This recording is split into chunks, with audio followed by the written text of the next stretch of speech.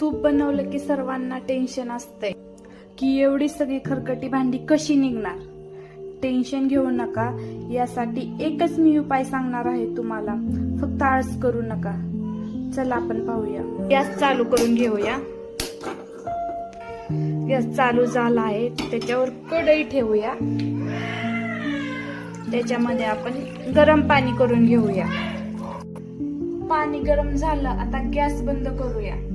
आता हे गरम पाणी आपण ह्या बटर केलेल्या, तूप केलेल्या पाण्यावरती टाकून घेऊया. आणि बघा मग काय जादू होते ती.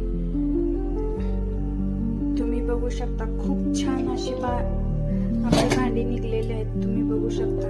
तुम्ही पण ही गरम पाण्याची ट्रिक आहे, ही ट्राय करा. ज्या वेळेस आपण ताक करतो आणि तूप त्यापासून बनवतो, त्यावेळेस तुम्ही ही ट्रिक नक्की यूज करा. त्यामुळे तुमचे कष्ट वाचणार आहेत आणि पटकन भांडी आणि वेळेची बचत होणार आहे. आणि अशा पद्धतीने अतिशय छान चमकदार अशी भांडी